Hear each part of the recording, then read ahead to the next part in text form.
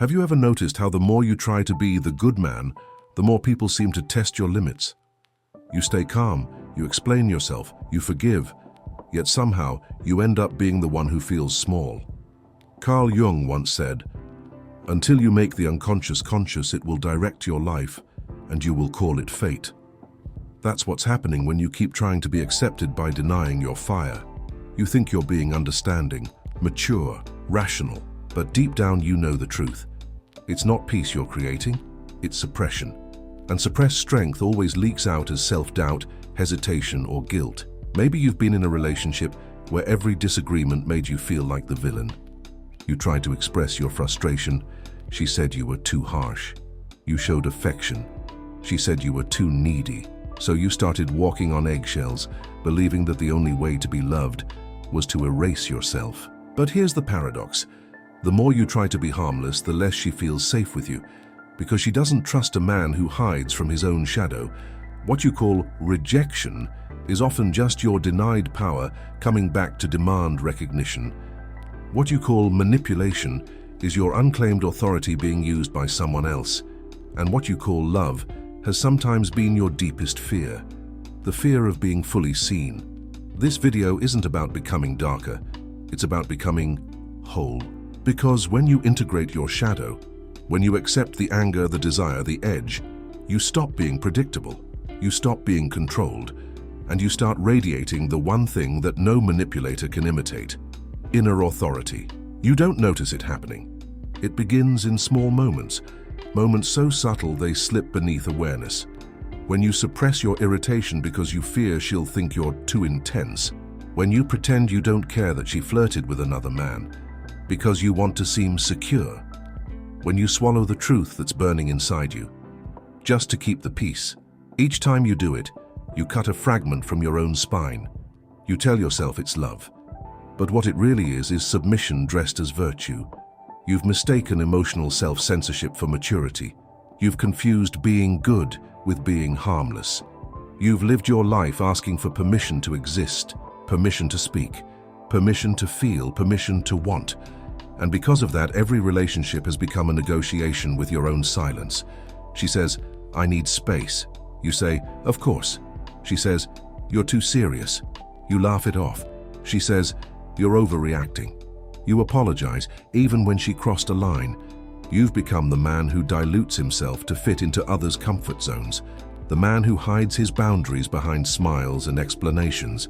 And at night when the lights are off, that same man feels invisible. Not because women ignore him, but because he's trained them to. You thought that by being endlessly understanding, you'd earn peace. But peace bought through self-erasure is just paralysis. You've built a cage and called it kindness. This pain, the invisible pain of the selfless man, doesn't scream.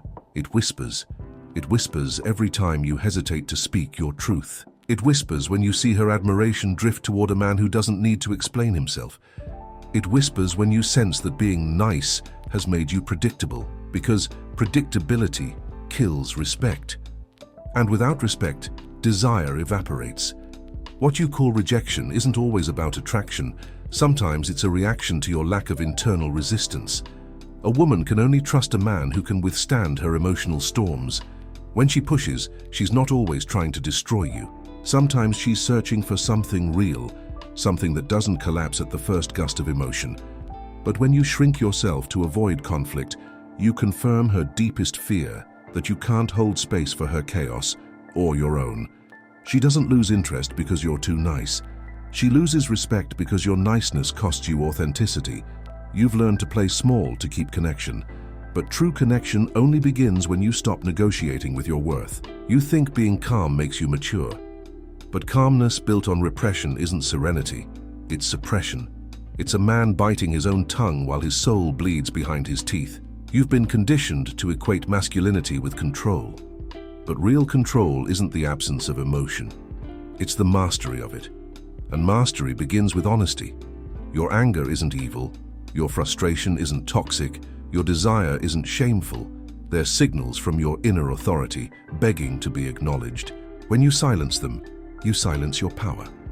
And when you silence your power, you invite manipulation, because someone else will always fill the void left by your self-denial. Look back at every moment you felt emotionally small in a relationship. The time she pulled away after you opened up. The time you stayed loyal while she entertained others. The time you waited for her text that never came. Behind all those scenes is the same pattern. You outsourced your sense of worth. You gave your energy to be chosen. You gave your voice to be accepted. You gave your strength to be liked. And in the process, you became what Jung called the tamed man, the one who hides his shadow to be loved, only to be loved for the very mask that suffocates him. That's the tragedy. You've been loved for your submission, not your soul, and that's why you feel unseen, even when you're with someone. You've mistaken her comfort for connection, her approval for affection, her attention for desire. But a woman doesn't fall for comfort, she falls for presence. And presence requires wholeness, even the parts you've tried to amputate to seem acceptable. The invisible pain of your life is not her rejection, it's your abandonment of your own masculine core. And every time you justify your silence, every time you lower your voice to keep her around, you teach your nervous system to betray you a little more. This is why the good man suffers. Not because the world is cruel, but because he forgot that love cannot exist where truth is forbidden. Until you face that, until you look at the version of yourself that keeps apologizing for being too much, you'll keep repeating the same story, chasing approval, losing respect, and mistaking manipulation for intimacy. Because when a man cuts himself down to be accepted, he's not being loved, he's being managed. And one day, he looks in the mirror and realizes he doesn't know who's standing there. That's where real change begins. Not with anger, but with awareness. Because once you see the invisible pattern, once you realize that your pain was never about her, but about how you kept silencing yourself, you start to sense something deeper stirring beneath the shame. A force that's been waiting for you to stop apologizing for existing. A force that isn't polite, but honest. A force that doesn't seek permission because it is permission. And that force is what Jung called it the shadow. The part of you that holds the power you've been conditioned to fear. That's where we go next, into the psychology of the shadow, the power you've denied in yourself. Carl Jung said that the shadow is everything we refuse to acknowledge about ourselves, everything we push into the dark because we fear what it might reveal. It's the unspoken anger you disguise as politeness, the lust you repress under discipline, the envy you bury under forced humility. The shadow isn't your enemy, it's your unintegrated energy, and that's why it has power over you. When you deny your anger, it doesn't disappear. It mutates. It becomes passive aggressiveness, hesitation, or self-sabotage. When you repress your ambition, it re-emerges as resentment toward those who dare to want more. When you silence your desire, it festers as shame. And shame is the perfect leash for manipulation. This is why people can control you, because they know what you refuse to see in yourself. A woman who senses your guilt will use it to test your worth. A boss who senses your fear will assign you extra work without acknowledgement. A friend who senses your need for approval will keep you small to protect his own comfort. Every act of manipulation begins where your self-awareness ends. You think you're making conscious choices, but most of your reactions are programs written by unresolved emotions. That's what Jung meant when he said, until you make the unconscious conscious, it will direct your life, and you will call it fate. You've probably felt it before, that split inside you when a part of you wants to say no, but your mouth says sure. That's the shadow in conflict with the mask. The mask wants harmony. The shadow wants truth. And every time you choose harmony at the expense of truth, your inner structure weakens a little more. In neuroscience, this is visible in the body. Your nervous system learns to associate self-expression with danger. It creates a pattern of suppression, where your muscles tighten, your breathing shortens, and your tone softens whenever confrontation approaches. You believe you're being calm, but your body is in silent submission. This is why manipulative people can sense your weakness without you saying a word. They don't hear your tone, they feel your frequency. It's not mystical, it's biological. Your nervous system broadcasts the story of your boundaries. And when that signal says, I'll do anything to avoid conflict, you become a safe target for control. Integrating your shadow isn't about becoming cruel or cold. It's about reintroducing truth into your nervous system. It's about standing in the full spectrum of your emotions without collapsing into guilt or fear. The man who integrates his shadow doesn't explode when he's angry. He expresses with clarity. He doesn't suppress his desire, he channels it into direction. He doesn't envy, he studies. When you stop rejecting your darker impulses, you begin to understand their language. Anger says, something important is being violated. Desire says, something alive wants to move through you. Envy says, there's potential in you you're not honoring. But because you were taught that these impulses are dangerous, you've been living disconnected from the very compass that could guide your strength. You've been tamed into emotional obedience. That's why many men feel both emotionally numb and constantly drained. They live in a paradox of effort, working harder to be seen, while hiding the very part of themselves that would be seen if it weren't suppressed. You've likely noticed this in your relationships. You meet a woman and at first she's intrigued. She feels your energy, your edge, your aliveness. But as you try to do everything right, to please, to avoid mistakes, something inside you dulls. You start managing her perception of you instead of living from truth, and she feels it instantly, not consciously, but viscerally. She senses that you're no longer a man in motion, but a man in management. And a man in management can't be desired. He can only be tolerated. That's how denial of the shadow turns attraction into pity, because attraction isn't built on comfort, it's built on polarity. And polarity comes from authenticity, the full range of masculine energy, calm and chaos, reason and instinct, peace and power. When you amputate one side to seem safe, you kill the magnetism that makes you irresistible. The irony is that women don't want a man who's purely good. They want a man who's whole, a man who has met his darkness and learned to wield it, not hide it. Because that man is trustworthy. He won't lie to himself just to keep her. But to become that man, you have to look into the mirror you've avoided your entire life, the one that shows not the version you perform, but the one you suppress. That mirror is uncomfortable because it doesn't flatter. It reflects your hidden motives. Why do you really want her approval? Why do you really avoid confrontation? Why do you really tolerate disrespect? Every time you answer those questions honestly, a piece of your shadow integrates back into light. And that's where emotional power is born. Not from pretending to be untouchable, but from knowing precisely what can touch you and choosing consciously how to respond. Imagine a man standing in a storm. The rain hits him, the wind pushes him, but he doesn't fight it. He lets it move through him. That's integration, that's presence. Now imagine another man covering his ears, trying to pretend the storm isn't real.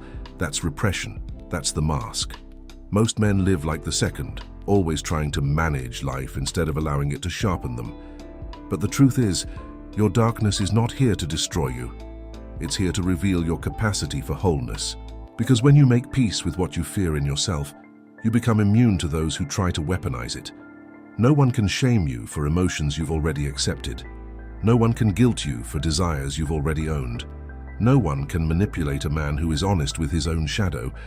And when that happens, when you stop being reactive, stop apologizing for your depth, and stop seeking control through suppression, you become unpredictable. You break the emotional script that others depend on to manage you. You stop being readable. You start being felt. That is the beginning of sovereignty. Not dominance, but emotional freedom. Because only a man who has integrated his darkness can truly stand in his light. Something changes the day you stop fearing your own intensity. The day you stop apologizing for the heat that lives inside you. Because the truth is, the world can only manipulate a man who is afraid of his own fire. Once you make peace with that fire, you become untouchable. The woman who used guilt as her weapon will sense it immediately. The moment you stop collapsing under her emotional storms, the dynamic shifts. She says, "You've changed."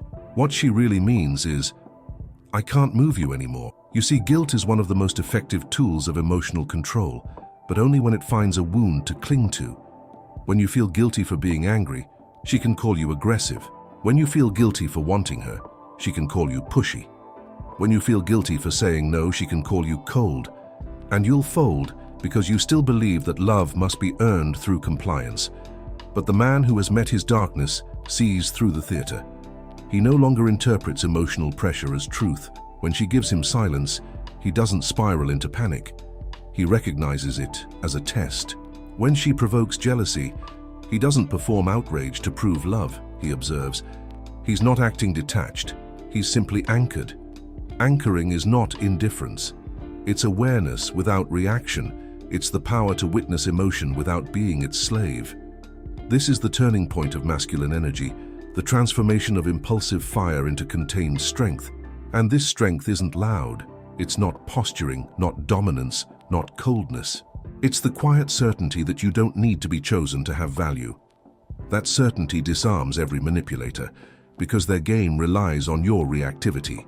Once you stop reacting, their power dissolves. When she withdraws affection to make you chase, you no longer chase. When she flirts with others to get a reaction, you no longer compete. When she criticizes to make you defend, you no longer explain. You just stand there, steady, conscious, present. Not angry, not afraid, just aware. And that awareness creates something primal in her nervous system, a new polarity. She feels the weight of your presence, the masculine that doesn't beg, doesn't prove, doesn't hide, the masculine that knows. Because that's what the shadow integration gives you. Weight. Not physical weight, but energetic gravity. It's the silent power of a man who's seen his own demons and made peace with them. A man like that doesn't need to dominate a woman. He doesn't need to play games. His presence itself becomes the boundary. And boundaries built from presence don't require words, they are felt. But let's be honest, getting there isn't easy. Because the first instinct of every good man when conflict arises is to fix, explain, or appease. That's the conditioning of a man raised to fear rejection more than he fears self-betrayal. He tries to resolve tension too fast because he can't tolerate her discomfort. But underneath that impulse is not love, it's fear. Fear of being seen as unworthy, fear of losing connection. When you stop trying to fix, something remarkable happens. You begin to see the other person clearly, not through the lens of your guilt, but through the lens of reality. You stop over-interpreting every silence, every sigh, every emotional fluctuation as proof of your inadequacy. You realize her reaction is her story, not your mirror. That's when you stop being manipulated. Because manipulation requires identification, you must believe that her moods define your worth. But when you've faced your own darkness, you no longer outsource validation. You've already seen your flaws, your anger, your fears. You've embraced them without shame. So when someone tries to make you feel small, you simply recognize the projection. This is the reversal. The same energy that once made you vulnerable becomes the foundation of your power. The anger you feared becomes your boundary. The desire you suppressed becomes your drive. The ambition you buried becomes your clarity. You are no longer the nice guy trying to do things right. You are the centered man who has nothing to prove. And that's what makes you magnetic. A woman may still test you, but it's no longer manipulation. It's attraction trying to confirm stability. The difference lies in your internal state. She goes silent. You don't chase, but you don't withdraw either. You stay centered. She flirts with others. You smile because you know your value doesn't compete. She accuses you of being distant. You meet her eyes and speak the truth calmly, without defense. She feels it, the shift from boyish need to masculine gravity. And this shift doesn't just change your relationships, it changes your entire energetic posture toward life. You stop negotiating your worth in your career, your friendships, your goals. You stop living as if someone else holds the authority to decide whether you're enough. That's when respect becomes effortless. Not because you demand it, but because your presence commands it. People don't test what they sense as whole. What once made you controllable, your guilt, your shame, your need to be liked, becomes your armor, because you've already walked through it. When a man integrates his shadow, he doesn't become darker, he becomes clear. His no is quiet, but unmovable. His yes carries depth because it's not driven by fear, and that's what makes him impossible to control. He's no longer reacting from wounds, but responding from awareness. He doesn't seek validation, he radiates presence, and that presence changes the atmosphere around him. People speak differently. Women feel differently. The world responds differently, because when you no longer run from yourself, life stops running from you. When a man integrates his shadow, something profound shifts. not in what he says, but in what his body communicates. He no longer projects the frequency of need. His words slow down. His eyes stop scanning for approval. His tone carries weight, not because he tries to dominate, but because he's no longer fragmented. That's what women sense before they even process it logically. They can feel, in seconds, whether you're centered or divided. They might not articulate it, but their nervous system does. Because attraction isn't intellectual, it's biological recognition of coherence. An incomplete man emits inconsistency. His voice says, "I'm fine," but his posture whispers, "Please like me." A whole man doesn't have to say anything. The way he enters a room communicates self-possession. There's no performance, no subtle audition for validation, just quiet certainty. That's why women respect presence more than promises. You can tell her you'll protect her, or you can embody a state of calm that her body instinctively trusts. One requires words, the other requires wholeness.